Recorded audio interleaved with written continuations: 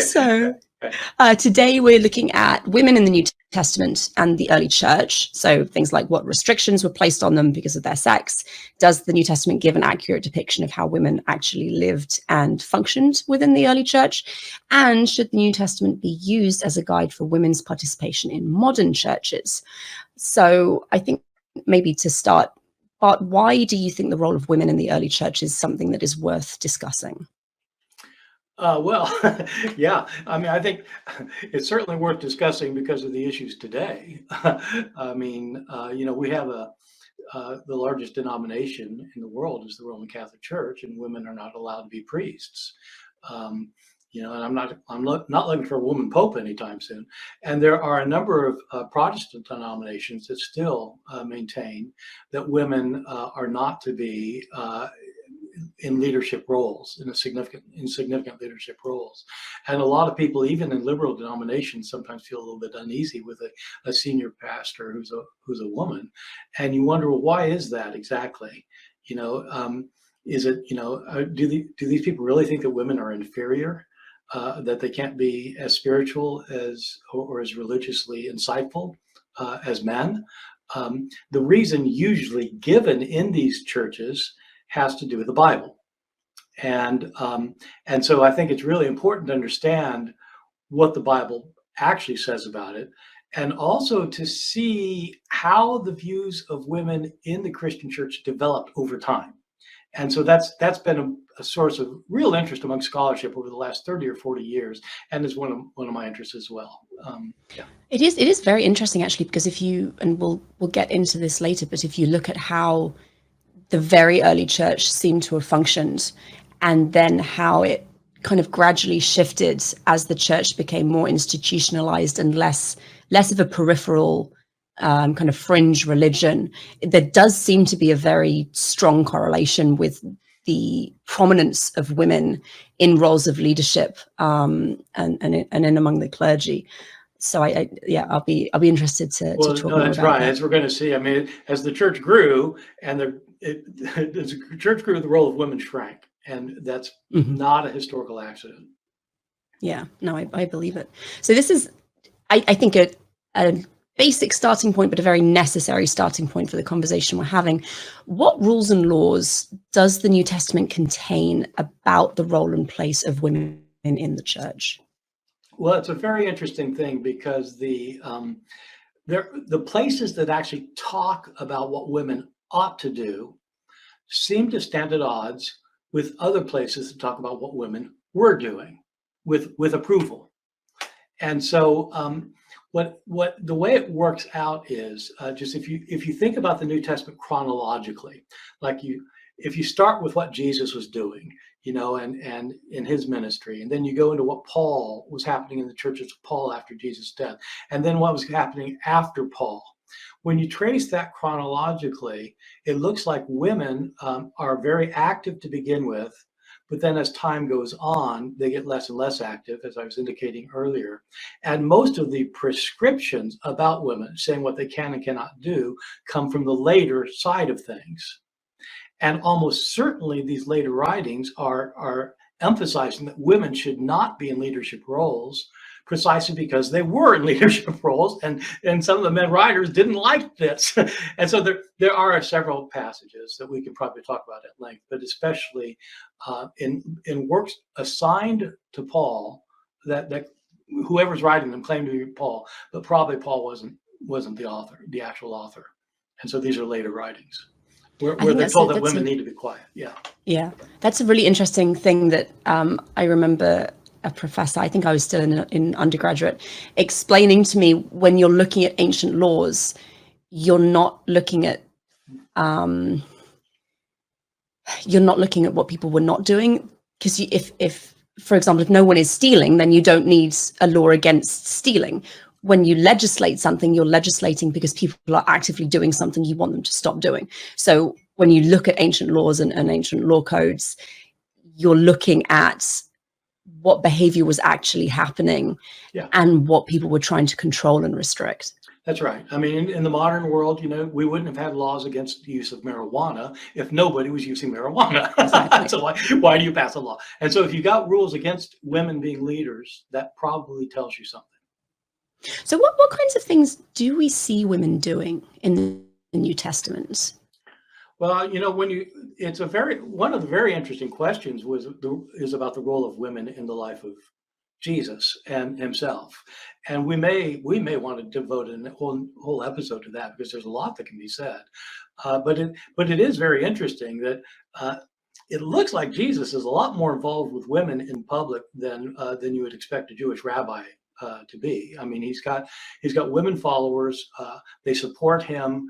They financially support him. They travel with him. He publicly deals with. He talks with them. He teaches them in public, and he heals them. I mean, he touches. I mean, there's all these references to women in the life of Jesus that makes a lot of scholars suspect that Jesus' message. Jesus' overall message was that God's kingdom was soon going to come, and it would be a perfect place here on earth where there won't be any war, there won't be any illness, there won't be any prejudice, there'll be equality and justice. And it may be that women were really attracted to this because in the ancient world generally, not just in Israel, not just in Judaism, but kind of generally, women were second-rate citizens, almost exclusive. And it looks like Jesus maybe is opening up, and then that seems to have taken off then with his early followers. When you say that there were women following Jesus and donating money to his cause, were they doing this as independent actors, or is it in conjunction with their husbands or fathers? So that's the interesting thing, is because usually in the ancient world broadly, women were first subject to their fathers. And then when they were given in marriage to a man who then was in control and called the shots. You do have cases of women who are independent, either because they have independent means or they're not married, but their fathers have died, who can be independent. And there are passages in the New Testament, like Luke chapter 8, that says that Jesus and his male disciples, the 12 male disciples, were being supported by 3 women. One of them is married to a rich person. So it's Luke 8, verses 1 through 3. So it's Joanna, Susanna, and Mary Magdalene. Interestingly, by the way, people don't know this bit. This is the only verse about Mary Magdalene in Jesus' public ministry. So from the time Jesus starts his ministry, baptism, all the way to the time he goes to Jerusalem, this is the one verse that ever mentions Mary Magdalene. I point this out. I had no idea. That's because people just assume that Mary Magdalene is like one of the close ones, right? Wasn't she his closest? Weren't they lovers and had babies? The entire ministry. This one Dan Brown has a lot to answer for. Yes, Dan Brown. Yeah, thank you. That inimitable historian that we get all our information from. This is the one verse that Mary Magdalene is mentioned during Jesus' public ministry before his death. And she and Joanna Susanna helped support Jesus first. That's what it says. Okay. So anyway, it does appear that these 3 women were supporting them. They had means, and we have other passages that talk about a group of women going with Jesus and the male disciples to Jerusalem, and they observe his crucifixion. And according to the tradition, of course, they find his tomb to be empty. So how, if we've got women supporting Jesus and going with him and listening to him preach, how does this compare to what we see of women's participation in Greco-Roman religion? Well, it's a much studied topic, and it ends up being complicated. I have a lot of people come up to me and ask, what did the Romans think about this? Or what did the Jews think about this? And my response, in the first century, what did Jews think about this? Or what happened in the Greek culture at this, in the fourth? And I always feel like saying, well, what do Americans think? Yeah. What do Americans do? Well, it depends which American you talk to, and so it is complicated. So women, throughout the history of the Greek and Roman worlds, women generally were given a place in the home, but not were given a place in public in public discussion, public politics. They weren't involved with war or governmental decisions. They couldn't vote. And so, but their sphere was the home. And so that was typically the situation. It was the case in Judaism as well at the time. But there certainly were religious movements in the Greek and Roman worlds where women were prominent. There were religious pagan cults that were focused on women, that only women could participate in. Women could be priestesses. Women could have authoritative roles in some situations. And so it's not that every woman was like completely oppressed. It's that they could have roles sometimes, but those are almost always the elite women. Very rarely did non-elites have those kind of privileges. Yeah, we see something similar actually in Mesopotamian history. And this kind of feeds into one of my next questions. You get women who operate outside of what would normally be expected of them socially in roles as priestesses. And I think probably the most famous is Enheduanna, who was daughter of the Akkadian king Sargon. She is, you may have heard of her, audiences, as the world's first named author. And she was placed in a high priestess position by her father, and probably wielded a significant amount of political power. And if you're not thinking about priestesses, there are almost like orders of nuns called the Naditu priestesses. And these women lived aside from their families. They didn't have husbands. They didn't have children. In fact, there are really interesting legal records of them adopting. So older Naditu nuns would adopt their younger priestesses, and they would bequeath their goods to them, as they had no natural born children. And one of the things with the Naditu priestesses, and I know if you're looking at Roman history, the Vestal Virgins, the key is in the name there. A lot of this is linked to, or seems to be linked to, a woman's sexual status, either as a virgin or as a widow. And I know that in the early churches, widows had or could have a particular place that some men were less than thrilled about. Would you mind talking a little bit about their position? No, it's a good point. There are some close parallels there, because as I was saying, normally a woman was subject to her husband, then subject to her father, then to her husband. And in early Christianity, as a lot of people realize, there was a movement within early Christianity to push celibacy. Not just among men who eventually becomes part of the priesthood in the Catholic Church, but even in the days of Paul, Paul thinks that it's better to remain single if you can. And in Paul's case, it's because that allows you then to spend your time promoting the gospel rather than having family concerns. But it is interesting that women in particular latched on to the ascetic appeal in Christianity, especially as you get on in the centuries. As men take over the church, many women who are at least elite women do embrace a life of chastity and not getting married. And one theory behind that is why that is that this provided them with the kind of authority they wouldn't have otherwise, because they're not subject to a husband. And so the original reasons for celibacy within the tradition, which wasn't for everybody, but I mean, people who did become celibate and not married were because the kingdom was coming soon and you need to get ready for it. But when it became clear that the kingdom wasn't going to come next Thursday, after all, women ended up, some women decide, if I remain single, I can have more autonomy, and that was a good thing for them. So do you think then that, and I suspect this may deserve its own episode also, so if it's a lot, we can come back to it at another point.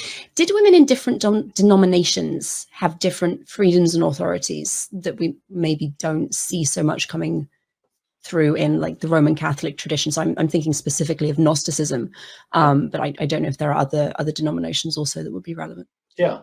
The thing about Christianity, one of the things I'm sure we're going to be talking about a lot on this podcast, is just how diverse it was in the early centuries.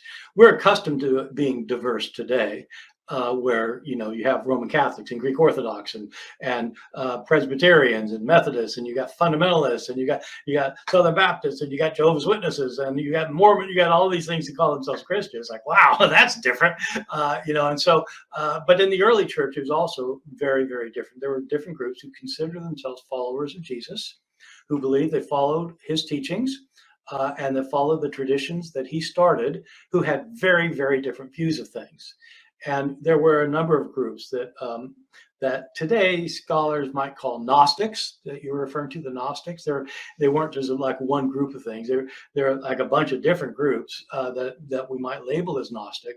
And these are people who we'll have a number of episodes, I'm sure, on them. But the basic idea is that the way a person attains deliverance from this world, that the idea your spirit is trapped in this world and needs to escape your body so that you can have spiritual eternal life. And the way that happens is by acquiring the secret knowledge that can bring the salvation. And so the word for knowledge in Greek is gnosis, with a G, gnosis, and so these are called Gnostics with a G, Gnostics.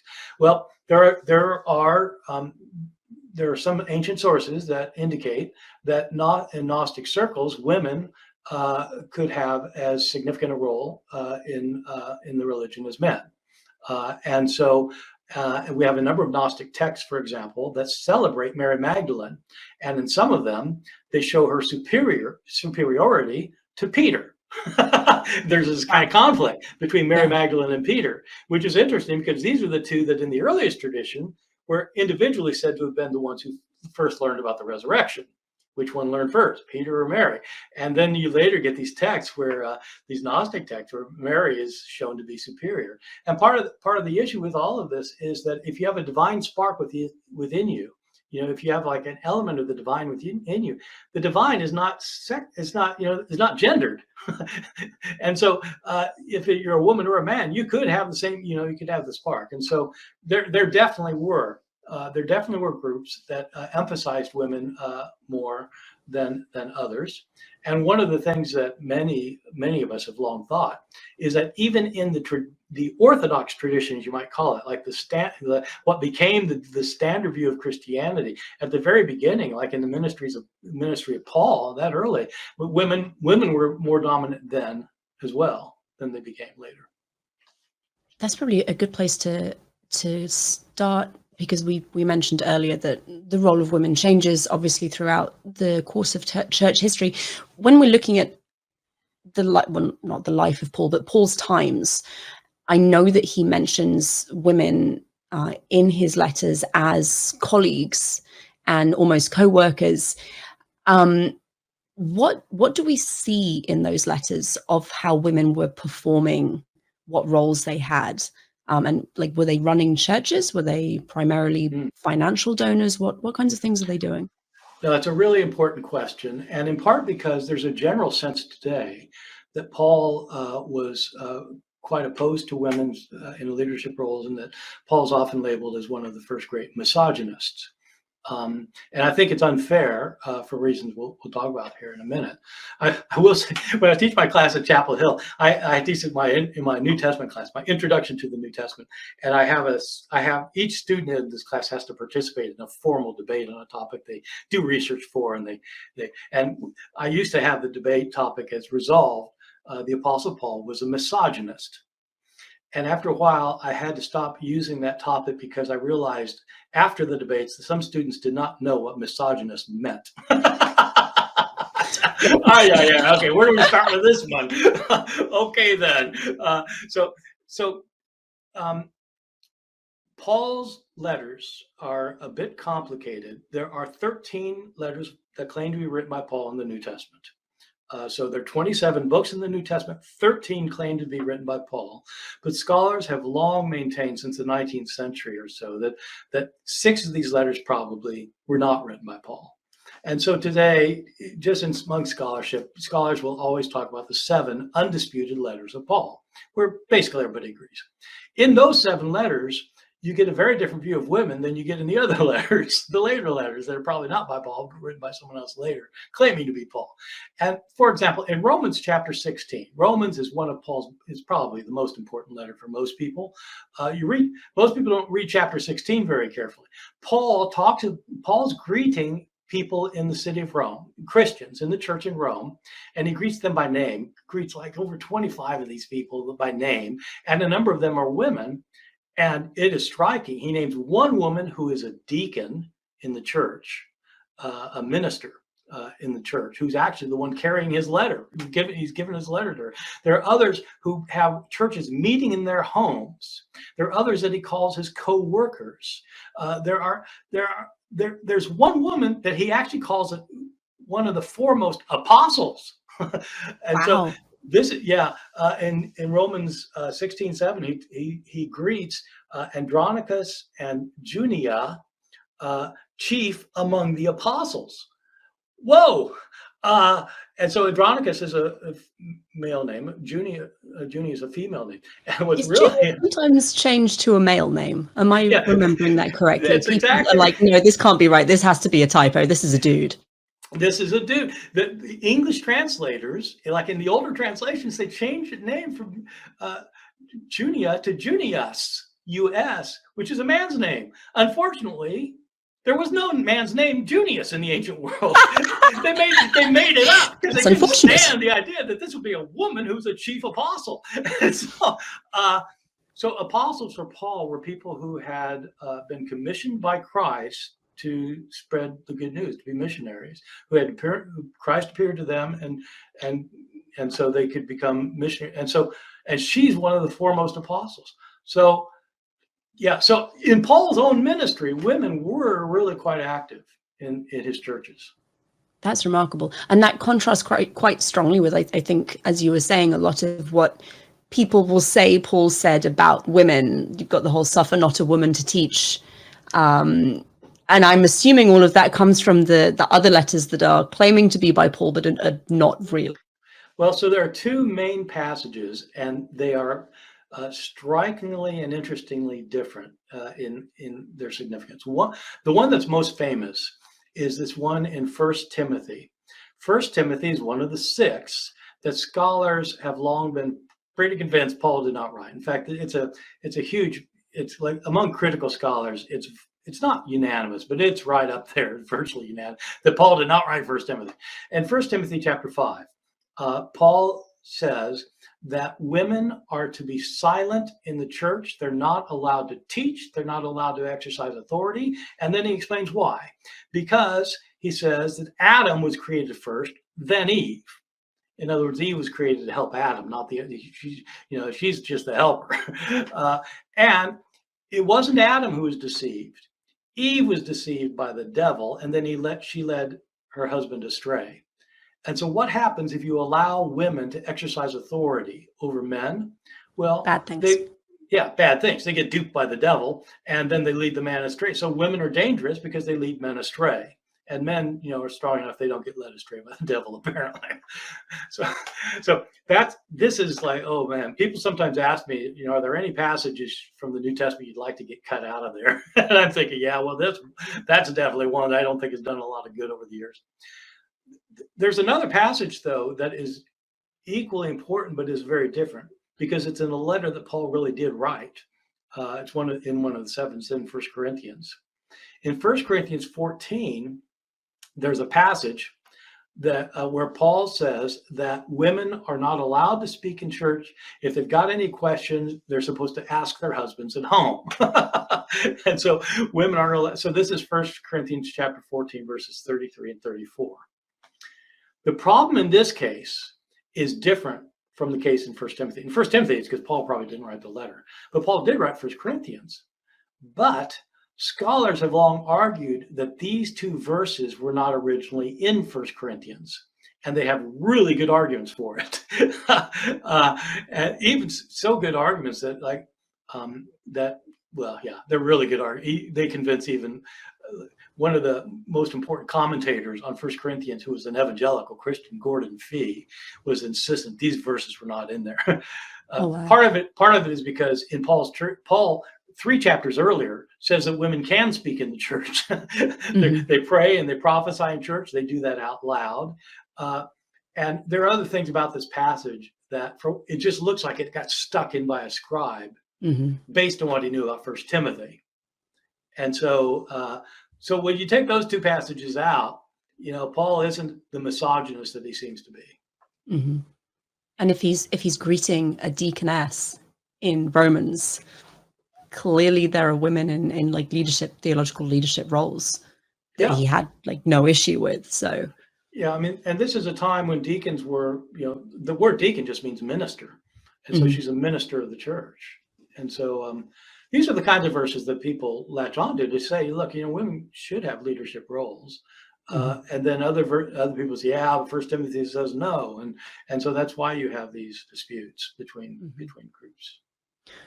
So we mentioned earlier then that as the church progresses, as it becomes more institutionalized and less of just a weird cult out in the sticks, you see a corollary decrease in women's roles. How does that work? What do people restrict? Like, what roles are women then restricted to? If they've been deacons and been apostles and been financial donors, how does the church want them to behave as you go through history? So I think what ends up happening is that the church starts out as small groups of people. Jesus' disciples started converting people, then Paul gets converted, he starts converting people, but these are small communities.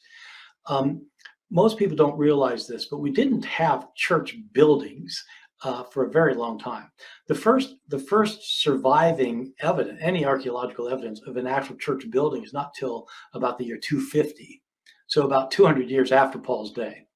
In Paul's day, the churches were just meeting in homes, and so you just meet in private homes, and that's significant for this question about women. Some scholars have argued, I think convincingly, that since the home was the sphere of woman's influence, that women who had groups meeting in their homes could have more authority.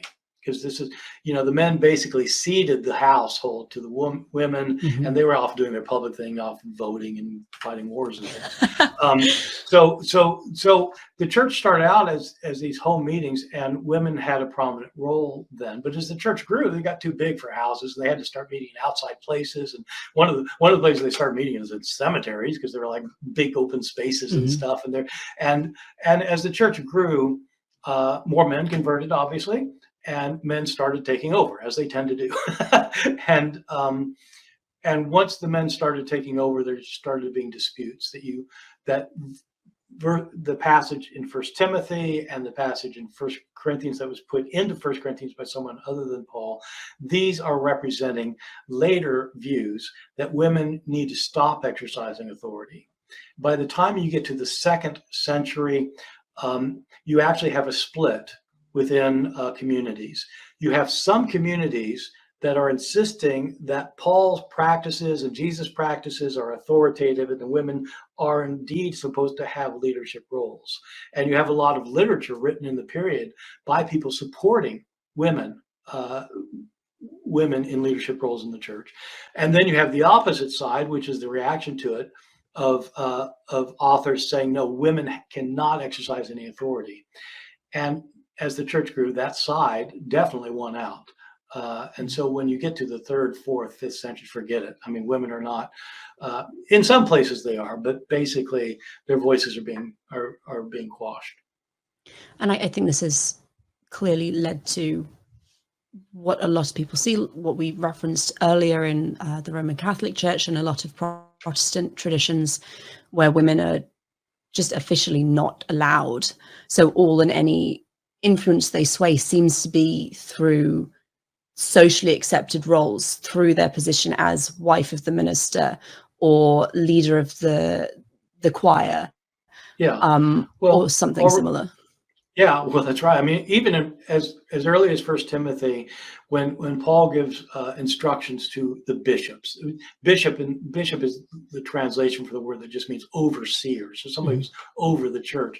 And which people do you want as a bishop? Well, It's somebody that has to be married to one wife. So the woman, yeah, no, not the women. There are roles for women that this person foresees, but they aren't leadership roles. Interesting. When we're looking at then modern churches, is the role of women subjugated and debated because of what we see in Paul and First Timothy, or because it's church tradition, or is it a mixture of both things? I'd say it's definitely a mixture of both things, because people just aren't, used to it, and it's never been this way before. When I was growing up, I was in the Episcopal Church, and we had a new rector who decided that girls could be acolytes, and most people, oh my God, girls can't be acolytes. That's a boy thing. What are they doing? So I'm going to break in and share an anecdote, because when I'm also Episcopalian, or at least when I'm in the US, I'm Episcopalian. When we moved down from Baltimore to Southern Maryland, where we live now, and found the local Episcopalian church. And the first Sunday Josh and I went, my husband, there was a woman leading the service, and she's in the vestments that you expect for a pastor. And she stood at the front and gave a wonderful sermon and was talking about her wife. And it was the most wonderful experience I've ever had in a church. And I just grabbed Josh's hand and squeezed it, because it felt so wonderful, not only to see a woman up there giving a wonderful sermon. She was a great preacher, but to have a woman who was gay, and openly so, and know that I was in a church that affirmed both of those things. It was a very special moment. Well, it's a very similar issue, of course, because right now there are a lot more denominations accepting women as pastors, but there's now a big split about the LGBTQ situation with pastors. As you know, the United Methodist Church just this last week has become the disunited Methodist Church, because a group of churches don't think that it's right for people who are not heterosexual to be leading churches. And it's a very similar phenomenon to what we had with women, and continue to have with women in a number of denominations. And your question's a really good one. Is it because of the Bible, or is it because of tradition? And I think ultimately it's a matter of how people understand themselves and the people around them. There are still a lot of people who are completely male supremacists, who think that men are superior and stronger and more intelligent, more analytical, able to, and to be leaders, and don't think women are as good at those roles. I mean, look at major businesses, or look at politics. I mean, it's pretty clear that it's, so when they have those views because of the environment they've been raised in, then what they do when it comes to the religion is they appeal to authorities that support their views, and they ignore authorities that don't support their views. And so they'll emphasize, the passages in terms of the women issue. They'll emphasize the passages in 1 Timothy and 1 Corinthians, and ignore what was going on in the life of Jesus and Paul. And with the LGBTQ thing, it's a similar thing. You cherry pick a verse here and there, and you ignore other things. And so ultimately, when you say, is it the Bible or tradition? In some ways, I think the answer is neither. I think these things get used as excuses to support your particular ideology more than they are used kind of sensibly to try and reason out how an ancient text can be applied to the modern world. Because the reality is, everybody cherry picks the Bible. The people who are back to the Bible say, look, the Bible says this, the Bible says that. They ignore about 2/3 of the Bible because the Bible also condemns things that they're doing in equally harsh terms, but they don't read those parts. So, it's okay to, it's not okay for a man to lie with a man, because that's an abomination. But, I'm going to work on Saturday if I want to. I'm going to eat shellfish, not a problem. You can eat shellfish, but in the Bible, if you work on Saturday, you're supposed to be stoned to death. Yeah, well, that doesn't apply anymore. Okay, fine. It's not relevant. It was a different time. Well, okay.